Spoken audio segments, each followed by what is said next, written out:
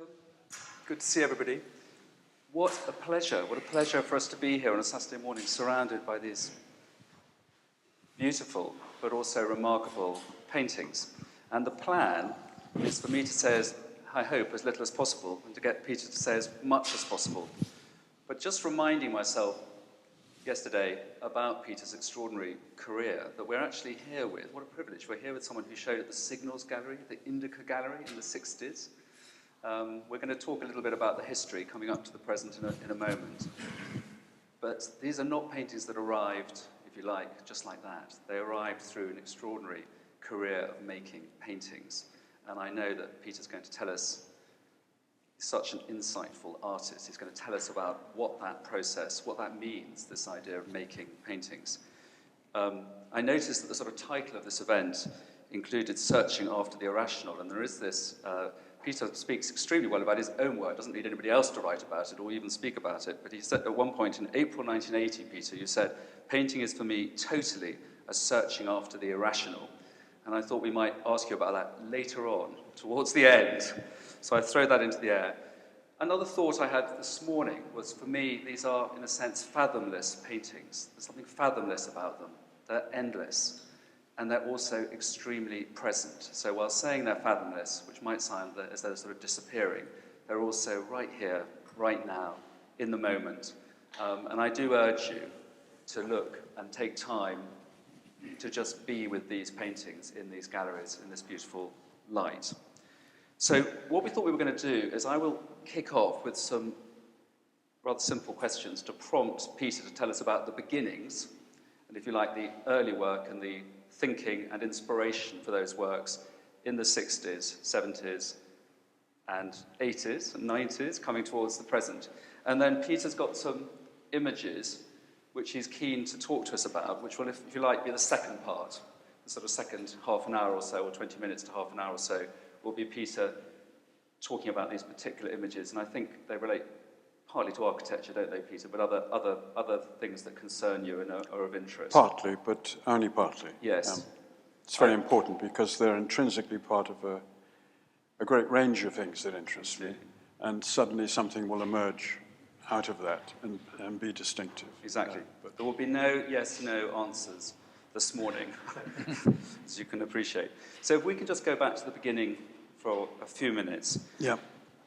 You visited this Tate exhibition in 1959. Yes. By my calculation, you were about 29-ish, that sort of age. That's right. Because you'd already been working in advertising, but that was beginning to not be or where you wanted to be. And tell us what impact this show of abstract expressionism had on you and why it inspired you. And what you took part from it. I can't define very well, even now, the effect. But it was momentous for me. It was extraordinary because I suppose I was aware of scale for the first time. European art had not used it to that degree, only in the obvious way of fresco painting in the Renaissance and before. And the few odd people who tried something rather large in churches or other public places.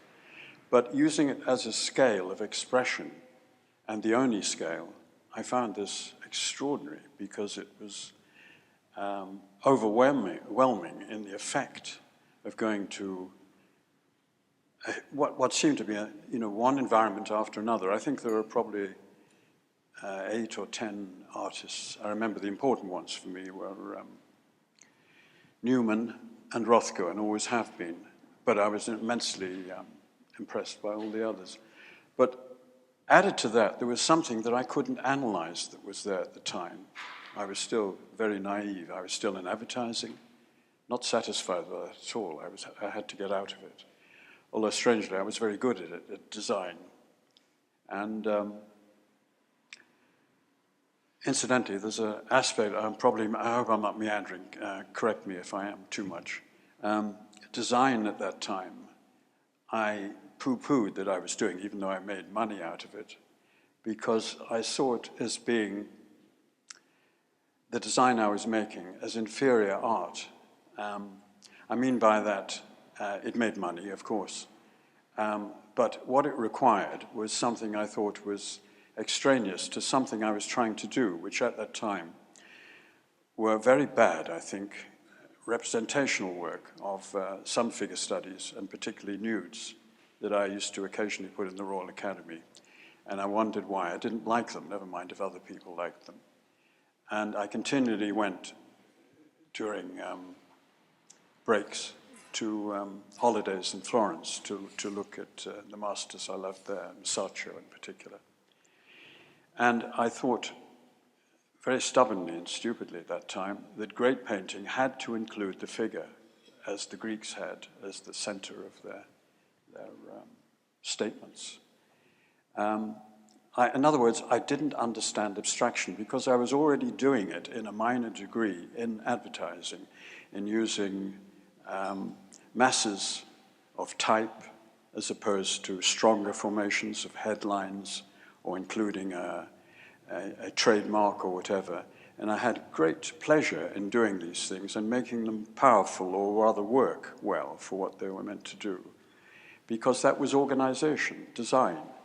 Not very important, and not going into depth in myself about other matters that relate to painting. But nevertheless, it was true, whereas I was doing some aged practice that I hadn't realized of trying to put the figure at the head of everything. And that was the only way, because the figure represented the icon of painting. I suppose I was still infatuated with Renaissance painting. I still love it now. So the Rothko and Newman was a sort of shock. It was a shock, because the shock I got was seeing something that worked so completely. Looking back on it now, I think part of it, and I don't mean this in any pejorative way, with Rothko and Newman, in fact, mostly all of them, was that there was a sense of theater behind it. It was new because of that, because you were taken by the mass, you were taken emotionally by the mass of color, by the movement of forms, in a way that painting didn't usually do this sort of thing. Even the great murals of the Renaissance artists, the things seemed to be there, hovering as presences or as movements, dynamic, some not so, some quieter. There was a huge range of emotion, and what I could only call then vaguely, and still can only be vague about it, feeling, which is everything to me. And I'm not talking about emotional splurges, of course. I'm talking about a whole composite of intelligence in the human being, and for me, which I deplore because we live in a time when, the head is seemingly in charge of everything. I'm sorry, I've meandered a bit from your original question. It's fine. I think we agreed, when I went to visit Peter out near Stroud, and this wonderful house with extraordinary view down the valley, and the day I went, as I describe a little bit in the essay, it's an incredible sort of cloud burst, but then that wonderful thing when the rain stops and sort of shafts of light sort of shoot down into the valley. And Peter's studio has an enormous window looking straight out on this, and so does your sort of living space as well. So there was much talk, one might be talking about abstraction, but actually where he's chosen to live and have his studio, you cannot avoid the sense of the natural world and of distance and of landscape and of colour and of changing, the sort of shifting. And interestingly, we must let this run. Stuart Morgan, in his wonderful essay from '92, talks about Peter, if you like, painting a sort of emotional weather, which I thought was interesting, reading that again. But I just thought when I came, almost the moment I arrived, Peter said, "Now, Robert Goldwater, Andrew, you've got to read this quotation from Robert Goldwater, 1948. So we put it in the catalogue, and I'm just going to read it to you now, because I think it's relevant to this early beginnings. So this is Robert Goldwater, Genesis of a Picture, Theme and Form in Modern Painting, published in Critique in 1946. The modern mythological painter must invent his types as he goes along, and this he can do only in the very process of painting, when, as he simultaneously evolves his compositions and his subjects, he comes upon forms which through association and suggestion carry meaning in them. And so his types are never fully developed, his myth or allegory never precisely articulated, but just for this reason, his picture carries connotations far beyond itself, and the work is rich with collected meanings." So we could almost stop there, perhaps, but we will carry on. But tell us why. I mean, I hope everybody can see why you would like that. Yes, I refound that when we were talking about you doing something around the what you eventually produced. And I refound it in some old papers. And I was amazed by it because I found it applies equally now as it did then to me, with the stimulus of it, and certainly to me personally. Because it has everything that I have to say barely think of now, because I can't think of it in a positive way, a didactic way. It gives the possibility of understanding without a theory behind it or a fact-ridden statement of this instead of that, and we move away from this, because it's still at that time, at the time of the abstract expressionists, there was still quite a bit going on. It was even, of course, before pop art and all the rest of the other isms after that. And you didn't, after seeing the show in '59, it wasn't that you immediately started painting. I mean, it influenced you, but you then painted perhaps a number of different ways through the '60s. And as we come towards later in the '60s, Ellsworth Kelly and other artists are of interest to you. Yes. And you show here first, as Ossian said, in 1967. And then perhaps for people of my generation, completely fascinating to discover, and I'm sure constantly sort of rediscovered, what you describe, I think, as experiments towards the end of the '60s. And we might just refer to one or two of those, because it may be... Sorry, what do you mean by experiments towards the '60s? The work you made at Camden and at Kenwood. Oh, sorry. Yes, I thought you meant other... forward in time. I thought you meant Rothko. 10 years further forward now, if I'm allowed to do that. And so we're just going to talk to Peter about those, but I just want to make sure that all of you know what I'm talking about, or have some sense of it. And there may not have been a huge number of these, but they are rather remarkable.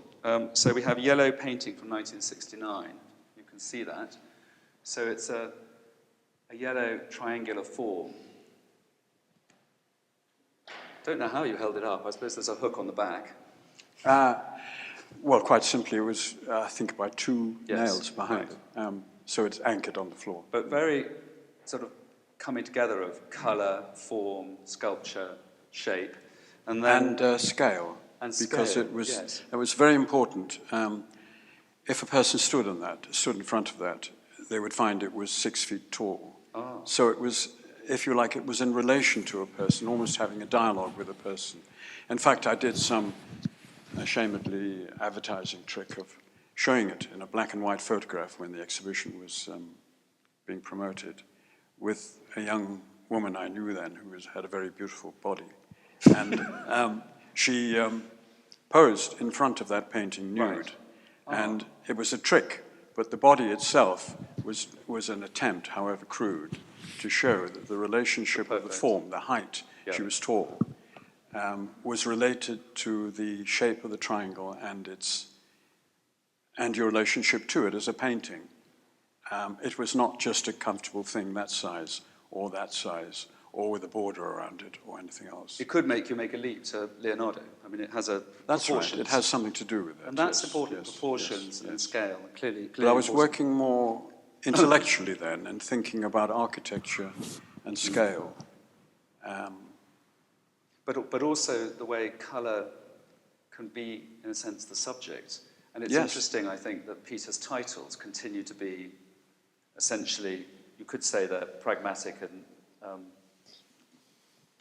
to the point, but the titles for the paintings that surround us here, for example, this one here is Reds and Mushroom Colour. So the titles are the colours and have been for many years. Moving to your public work, tell us a little bit. Now this is, again, perhaps a surprise. Well, that was the same period. Same period. So there were three, and they're much larger than I Yes, realised. and they weren't. That particular one was the first of its kind as a tryout, and I photographed that myself. And Right. It was raining at the time, and the only place I could find to put it was outside near the railings in the square I lived in, off Hampstead Heath. But then I had the idea that well, I'd already thought of this or hoped to bring it around, and I managed to by getting in touch with the curator of Ken Wood in London, in North London. Most of you know it, with Hampstead Heath there, with all its, in those days certainly, it was still like a piece of country. And I felt with 3 of those pieces, and again they were what I called a human scale. They were 6 feet tall in diameter, and they were to be placed, as I felt, and painted incidentally in a very light, delicate yellow, verging on the primrose to lemon. And I felt I didn't want to make them an object that was intrusive. I saw them on the heath, and it worked, because I saw the curator of Ken Wood. He said, fine, let's do it. And I put them up. I had them within something like 200, 300 yards of each other, 3 of them. One right at the top of a hill, leaning against a tree there, very easily seen. Another in a valley in the shade, and another almost opposite in the shade, in a sort of conversational mode. And as the light fluctuated over the trees, it fluctuated, of course, over these round, simple statements of a piece of color. And the yellow was very pure. I loved it, yes, it had a purity. Unfortunately, life as it is, there were vandals around Hampstead Heath even then. And so they were destroyed within a week.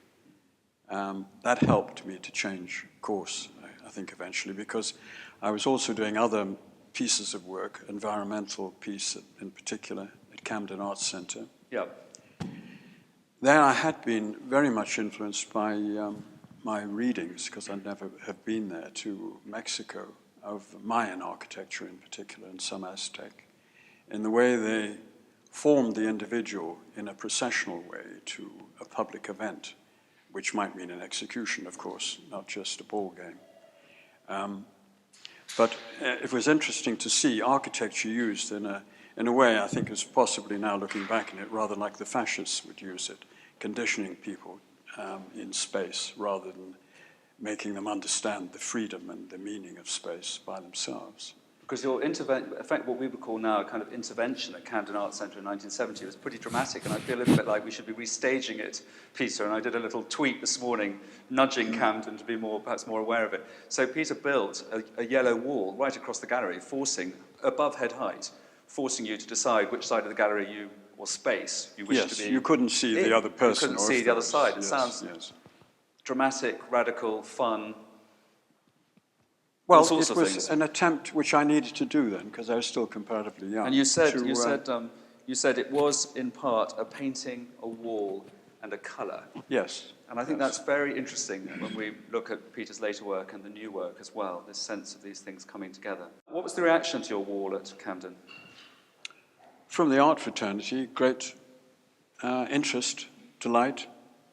I knew, of course, it was going to be, I couldn't store it anywhere. I lived in a comparatively small flat, so I couldn't store the thing. And I made it myself, or with help of a fellow artist. And so I knew it was going to be only temporary, which was rather sad in a way, because later on, there was someone who was extremely rich and bought a lot of my work, a very great collector at the time, Panzer de Buma, wanted to put it up himself in literally a palace that he had. But somehow I'd already started the later series of paintings then, the Border series. Yeah. And he became more interested in those, and I couldn't resurrect. It was another time, because those Border paintings were contingent to this, in the sense that I think it was that piece. No, it was the discs that decided me, plus the political situation at the time, because I got involved with art schools, teaching, and with my having a letdown, not just by what the government were doing with art schools, incorporating them into the mighty polytechnics and making them quite peripheral and ridiculous, supposedly, compared to technology and so on, and that they preferred to think about. So I staged actually a sit-in at that school for 3 weeks. But then I gradually found I had to move away because the students, although they were still talking about, revolt and so on, rebel, they were talking at the same time about diplomas. And that seemed to me Because not what the way strikes to... me is that Peter speaks at this period about saying it became necessary to make a public work. And you didn't make lots of public works, you made the ones that you're seeing now, which might now at a distance be seen as a kind of minimalism, but wasn't really where Peter was coming from. But then to look at what can be described as the border paintings that Peter then makes for the next 30 years? 34 years or so, 35 extraordinary, consistent kind of architectural form of one rectangular painted block within another with two different colours, beautifully positioned. You can't describe this without having a sense of failure of being able to try and describe it. Perhaps many of you will know the story or one of the stories of how Peter thought this, or where this came from, but perhaps it'd be nice to just say it again about the cinema. Yes, well, I was... I think it's very special. At the time, I'd left this art school and was wondering what my next step might be. And I sat in this cinema which was showing, it was a little cinema showing a film by Buñuel, I think. But they had some difficulty in getting the projector working. So we were sitting there, the audience, myself included, looking at a blank screen, which wasn't really blank, I realized, because there was shading over it. In other words, being quite large. The tone at that corner was not as tall as the tone at the other corner, and so on. And I thought this was just pleasant and relaxing. And because also there was a border around the luminous shape that was coming from the projector without the film. And I sat there for something like about 40 minutes, as did other people. And I wasn't disconcerted either, as were other people. I found this was very positive to me because I was changing in my necessities, probably. And I realized this was relaxing. And the next thing was that, well, I say the next thing, probably a few weeks later, I found myself playing around with pieces of paper that were colored paper that I had at home, and introducing one on top of the other, and then arranging them in the form of a rectangle within a rectangle. And this was only meaningful to me if these two colors seemed to give out a meaning of placement. And it's very hard to define this, but they occupied the same space, even though literally seeing one shape in the interior lighter than the other and smaller, you would think it is part of a schema to show recession. It wasn't. I painted in a way so the two colors occupied the same surface. And I continued that method with obviously choice of color and emotional changes of color for 34 years. Now that was, in a way, I was also making a statement, which I didn't think about it at the time, or not a statement, but to myself, that I wished now to retire from a public scene and make something that was, whether it was called introverted or not, and probably was something completely private. I'd gone completely from the public era section to the private necessity. And I found that immensely important. And I carried that out for 34 years. I had no interest either in the art world, apart from my ties that I had with the Lisson, and we were sympathetic, and Nicholas was sympathetic to my work and what my aims were, even though he was introducing some other interesting artists from America, not catching on here, people like Donald Judd and Sol DeWitt and others. But nevertheless, I didn't, although I admired their work, I didn't have the empathy. My empathy, if that's the word, and I think it is, for me, has always been with European art, even though I admire enormously what the Americans did around about 1950s, the late 1950s. But what you're... Just let me, it's important, because in a long rigmarole of words, I'm trying to say that the person who became enormously important to me as a painter, and still is, simply because of my love of his work and his use of tonality and repose and space and dignity and quiet, is Claude Lorraine. Some of you may know. If you don't, there's a fine collection comparable to the Louvre's in the National Gallery of his work. It's contemplative work, beautifully conditioned in its tonal variety, and it's quiet, and everything is calm on the surface and relates to a calm, what I think people call in a classical calm, I presume, I think. Its usual connotations is with the classical order. But it's more than that. He had an enormous effect, of course, on English landscape gardening. People like Capability Brown. The use of light and dark and tones and surprises as well in landscape. I'm sorry. No, I just want to pick up on a couple of things. I mean, one is that at this period, the process by which you made the paintings became your way of doing things, which is to do sketches. I would have used the term, although it's crude. It was totally personal and subjective. I was not interested in having a dialogue with anybody about it in the sense of, isn't this old-fashioned, or why are you keeping to the same thing? Surely you're a contemporary, you ought to be doing. But Peter, the bad news is, but the good news for the rest of us, is that that's simply not the case. Do you mean now? But no, throughout your career, the works are extremely outward, in a sense, because that empathy is something that connects them to the viewer and allows us to feel connected to these works. It's very interesting, as Stuart Morgan talks about, their ceaseless fluctuations of these border paintings. And as Peter said, you don't get a sort of optical... The depth is very carefully modulated. The choice of these tones across these 34 years is totally exceptional.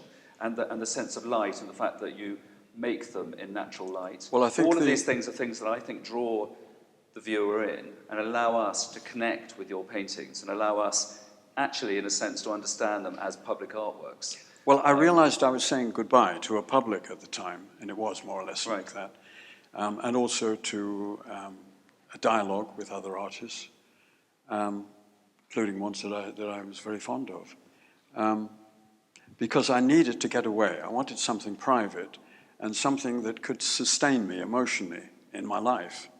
To have one of those works in a room that I was still appreciating was to me a way of living with a work, not just admiring it as for its forms or whatever is supposed to be admired. And I found later, and still, those works, for some people, are most important from that point of view, that you don't, obviously for people who are in a hurry, and normally people are when they go to an exhibition, they want to see something, know what it's about, have a quick fix, and they're away, and they've packaged that, and on to the next one. This was something I was no longer interested in. I wanted to go into a room and see something, sometimes as though it's not there, sometimes as though it isn't there. It could be decoration. It wasn't, of course. It was quietly there as an embodiment of something of color, light, and repose, which I found in Claude Lorraine. And where does the irrational come in at this point? Or is that... Well, it always comes everywhere, from choice or of color or sudden movements into perhaps a lemon yellow, with a red into these paintings. So if somebody hadn't seen your more recent work from the last 10 years, they'd be quite surprised by what they find at the Lisson Gallery. So would I if I suddenly saw them. Yeah. So what would be the surprise? What would be your surprise if you? With these? I mean, your first we're running chronologically, and we're going to move to the slides and let Peter talk about the slides in a moment. The first ones where you, in a sense, and it's probably too strong a word, broke away from this border series, were, you can see, they were sort of vertical, and some of them were horizontal. I think the sort of shocking thing here is the kind of gaps. That's the key to what is the next stage for this work. Okay. Because it's something that goes back to the other painting, and to all my work. The touch is more important than anything. It seemingly wasn't observant in the work at that time, even to people who may have been interested in the work and called it minimalist. It was never minimalist, even if it was in the sense that the term is used, of a simple statement of scale and so on, and whatever effect the artist wanted to make. I was concerned with an emotional synthesis, like a pond in its stillness and its atmosphere, something for a person to come across quietly. I'm sorry, I've lost my trail again now. In a way, what's interesting is the extent to which the new paintings really are different or not different from the border paintings. What I was going to say is, and we're going to come to the architecture of the paintings it's very important, and that is because I wouldn't have realized it at the time. I realize now I can talk about that earlier work and say, well, the same thing is important then as it is now, and it's true as far as I'm concerned. It's the touch that I used on the painting to make sure that when I touched a canvas with paint, it was not just applied like that as paint on a particular surface to get it done with and make it as smooth as possible. Never anything like that. It had to be felt as I painted it. So I wasn't painting on a canvas, I was painting air and light and color. And I think these works, where there is at least a sort of visual difference, is that these have a more of a sense of watercolor. They have a sense of almost trying out. It's almost, sometimes it's like you're testing the paint on the brush when you go around these works, but that gives them this provisional. We haven't talked about the sort of sense of potential that you recognized when you were looking at that flickering blank cinema screen, the sort of sense of possibility. How can we make in a work a painting that's constantly about possibility, constantly about potential? I think this is the moment, Ossian, when we do some slides, because I know, Peter, you want to talk about the slides a little bit, as best we can. God bless the sun, yeah. And this is really, I think, we're very much now talking about the works you're surrounded by, and it's to do with the importance, well, Peter will explain, of architecture and fragments to some of the shapes and forms that you're seeing in these works. So, you can see even these two paintings I noticed this morning, and these are permanently in that position. You can see some of the, let me see where I can start on these. These forms, particularly these two here, top and bottom, of figures, of kneeling figure of a young man, I think in this case possibly a young woman, or it may both be young men, it doesn't really matter. What interests me are the shapes. Now, I remember in this book, which was quite a well-known book at the time, about 40, 50 years ago, on the Greek sculpture. The person writing the book had made a comment about the pose of these bathers as being similar to a photograph he'd managed to get of a young female diver, I think, at the Olympics in the 66 Olympics or something like that. And he positioned one against these two figures and was talking about, how similar they are in their grace. The Greeks posed like that, and the Greeks marvelously did copies of, or rather renderings of these figures in this way. And that was just like the beauty of a photograph of a young woman. To me, it was totally uninteresting. With their heads, and all the rest of the pieces that are missing, they'd still be beautiful works of art, nothing to do with this. That's merely a photograph, a reasonable photograph, and that's the end of the matter with a woman with a reasonable, proportionate body. Well, what I wanted to say is said emphatically here. This is something else that comes in, or rather it's the same thing, where the figures had the heads and the other various parts of the limbs lost.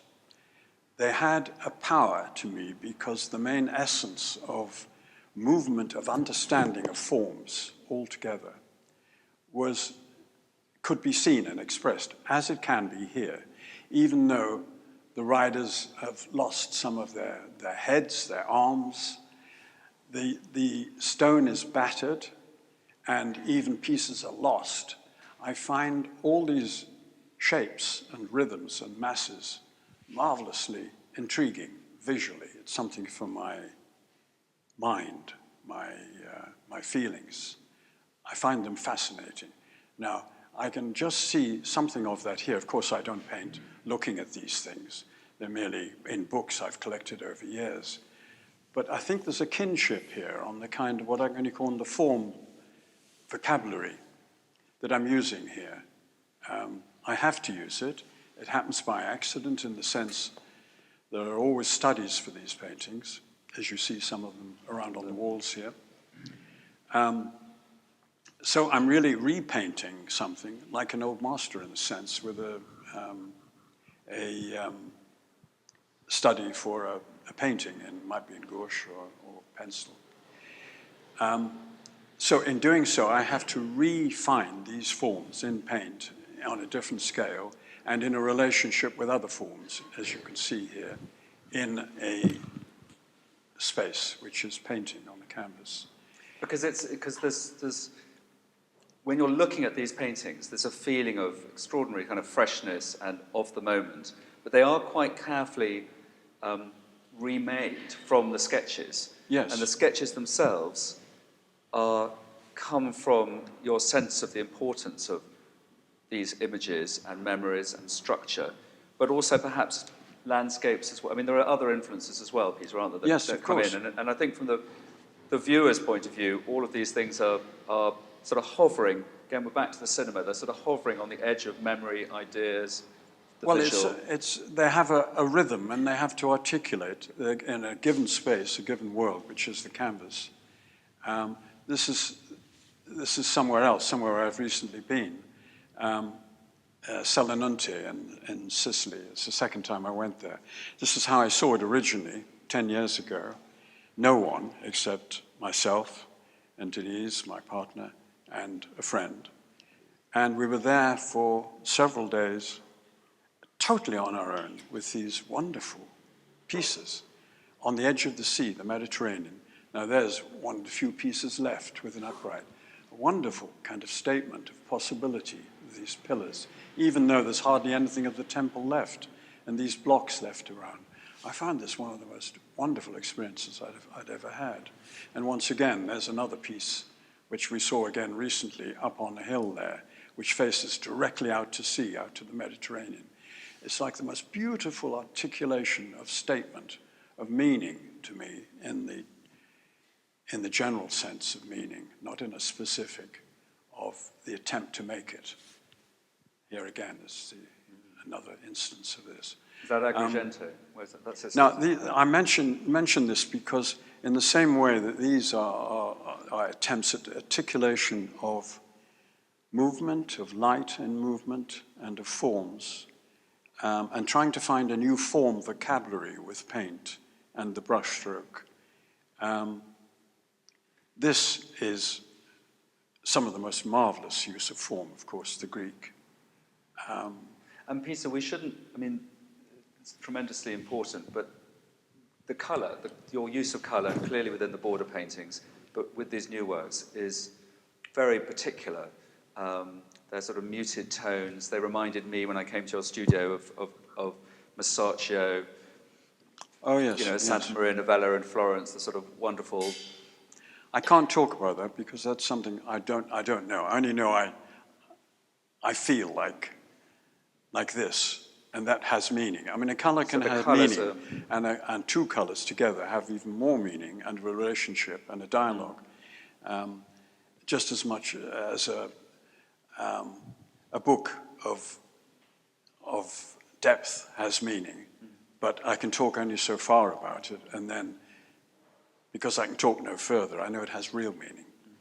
Perhaps, I know there are more slides, but perhaps we'll just see if there are people who'd like to ask questions. We can carry on, but are there any particular things people would like to ask? Yes. I have a question which relates to process.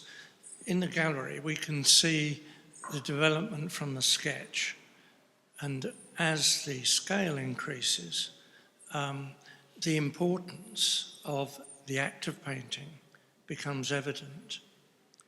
And really, my question is, you're clearly enjoying the effect of the brushwork and the experience of it. A strange question, which is most important to you? The act of painting, the experience of painting, or the final piece? God, that's quite a... It's a difficult question. I can't answer it. I can't answer it. I could go on thinking and thinking. I doubt if I ever would. It's very interesting. But why is it interesting? I don't know why I'm even asking myself. Why don't I just get on and paint? That was really behind... That's the point behind my question. The painting is living to me. It's trying to make sense of It existence. seems to me reasonable that a painter should be involved with the act of painting and find that is, in the end, the aim is to enjoy the act of painting. I don't know whether enjoy is the term. It's too insignificant. It's because I may be absolutely fraught at the end of it, but it's the feeling of achievement. I don't mean achievement in I need a public to see it. I mean the sense of I've done something that I'm sure, and I can't explain it, has been worthwhile doing, rather than sitting in an office earning $1,000 an hour. And some of it, Peter, goes back to Cézanne and the sense of every mark being a synthesis of feeling, ideas, moments. And yes. One has a sense that you require, for these works to succeed, you require this sense of, one requires this sense of structure and form, but the colour and the actual final mark, yes. even as a recreation of the sketches, just picking up on your question, you're doing it at that time. So what? You're making the mark at that moment with it's about you, it's about the self. Yes, but not I hope in an egotistical way. It's just the fact that I'm trying as a small human being to try and live in a way that I can only live. Yeah, but it's this thing about it's what is felt rather than seen. It's that idea that you felt strongly, that you recognised in Rothko, and the sense of feeling being so important and sort of sensibility. But for you to feel satisfied with one of your works, it's got to have that quality. It's got to resolve something for me. It's got to be resolved successfully. And in one way, it's very simple. You know when it's right or it's wrong. And yet it isn't as simple as that in the fact of the matter, because you go on and on. Was that a truth, or was that meaning, or whatever you want to call it? Was it real? I think that's the nearest I can say to it. Is it reality to put one color against another in such a way, and determined by the shape of the canvas and you, the individual, in shape and relation to seeing those colors and forms and the dialogue they make, is it real enough to deserve going on to exist as a permanent? Have you seen the Matisse cutouts? Because he juxtaposes... No, I doubt if I will, actually, because I know them so well. They influenced me around about 1953 or so. I'd heard of them, and I was lucky enough at that time to see the... I went straight to the Vance Chapel. Do you know that? Yeah. That's when you see them at or the effect of them, at the best of the works. Not that you see the cutouts there, you see the stained glass windows that were made from them. And they're in an environment which he built himself, or designed himself, for the nuns who looked after him and helped him back from his ill health to go on working. But they were a revelation to me then, but I was still in advertising and didn't know how to use it. I just looked at these things and thought, my God, they're extraordinary. I also went on to see the cutouts at that time, and it may be still there in Nice. There was a museum in Nice which was within the the large flat that he used to live in a hotel there. And they were all around the walls, these cutouts, and including the, I think they're called chasubles or something like that, the vestments for the priests, these wonderful designs of these things. I didn't know how to use it. I just know that it was a startling shock to me. And in fact, some of it later, and still now, only a fraction, a small fraction. I don't like at all the jazz pieces. I find them too crude compared to the other work, which is lively and vibrant and wonderful. And I've also seen and got a most marvelous book. Last time I was in Paris, an exhibition I had there a few months back. I went to the Louvre bookshop, and there came across a book which was quite a treat for me, which was, it's made under the auspices of a gallery in the north there, which is just north of Lille. I forget the name, it'll come back a moment if you're interested. That has a very good collection of Matisses, including one or two cutouts. But more recently, I think in the last year or so, the Matisse family donated all the remnants of the cutouts that he had. I mean by that, the parts that he didn't use in the arrangements of these pieces. And they were given, and they're in their hundreds, of course, these pieces, and they were given to the museum to use. And there was this book, and they've done them very well, because a lot of the pieces are singular pieces of bird shapes or plant shapes, and the most exquisite colors, just in simple frames like this. And they make the most beautiful colors just on their own. As you go through the book, it works as a book to find a page of these simple plant forms acting on oneself, the colors, and to know that these are, I must go there when I have the time for it, to see them, and hope that, because they won't be able to put them all up, it's a comparatively small museum. But that's the reason I didn't bother with the Tate, because I don't like the Tate Modern. It's too vulgar, too commercialized. And when I looked at your work, I wondered if you'd been influenced by, because the cutouts that he uses are the templates for his paintings. Yes. Well, I can't work like Matisse. He has his way and I have mine. And I admire his, and always have, his work enormously. But I didn't want to, I knew it was, as an exhibition, it would put me off if I'd been invited there to see it quietly on my own or with a few people. But I don't want to see something that's staging itself as an exhibition. But you've been to the Veronese, I think. I have. Yes. So that was that was a pleasure. I had to go because there were a few that weren't ruined. Right. I mean, by the so-called renovation or whatever they call it, right. Retouching. Okay.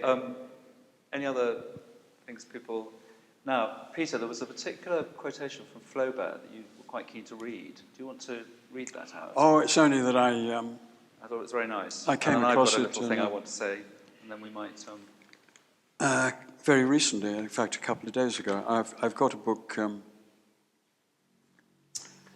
I've had it for a year or so. It's only one of 7. It was the last work that Jean-Paul Sartre finished before his death. A biography of Flaubert, Gustave Flaubert. It's a strange book because it uses a kind of psychoanalytical method, if that's as accurate as I can make it, of trying to understand the man. But he's condemning most of the way, which is he's condemning his weakness and his lack of interest in public concerns and in the total involvement that he thinks is obviously rather disgraceful in the personal. And anyway, he mentioned this piece as, again, typical of this quotation I'm going to read, of Flaubert at one of his last laps of life, where he's finding life so hopeless and his attempt to believe in anything. He long ago, of course, like most people of that time and of his type, had given up religion and such matters.